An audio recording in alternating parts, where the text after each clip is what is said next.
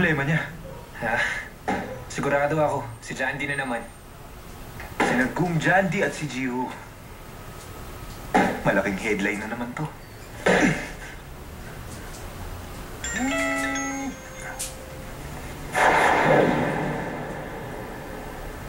Magkita tayo sa ice rink. Let's play hockey. Ang lakas ng loob niya utusan ako.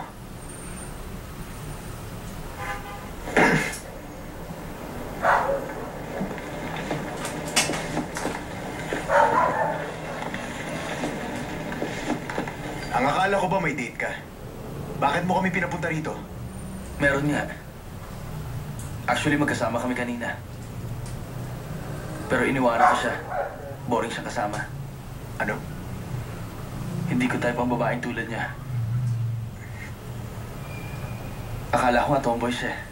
Pero babae naman pala. Jiho, ano pang sinasabi mo? Sinundan niya ako sa bahay. At ayaw na niyang umalis. Tama na. We were getting intimate. Kaso ayoko pala. Kasi naalala ko si Sujin. Nakonsensya ako. Napapaliw mo na, Jiho.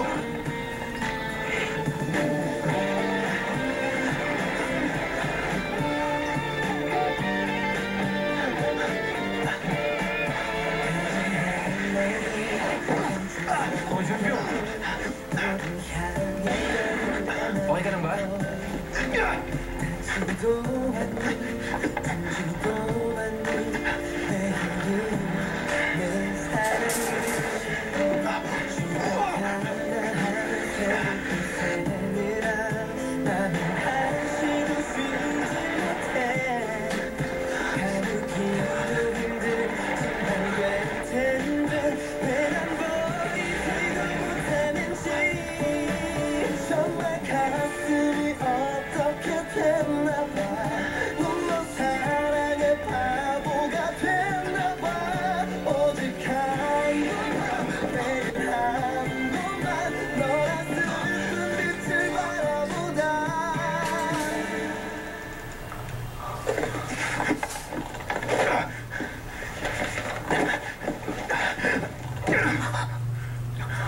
Ulitin mo sinabi mo! Ulitin mo sinabi mo! Hindi naman sa makapaglaro sa kanya. Kinagalit mo ako! Wala ka namang pakialam, di ba? Hindi! Mahalaga siya sa akin!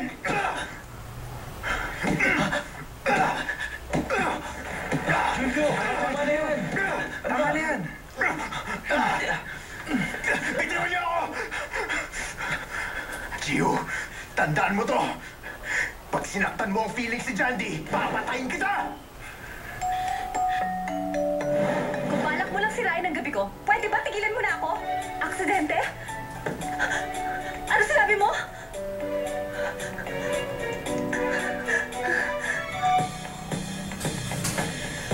머리는 너무나 나빠서 너 하나밖에 난 모르고 Junpyo, gumising ka.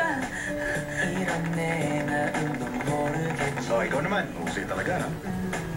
너의 하루에 나란 없겠지 또 Uy, 주어주자 teka. Yung paa mo, ha? Oh, ito, bend your knees. Your body.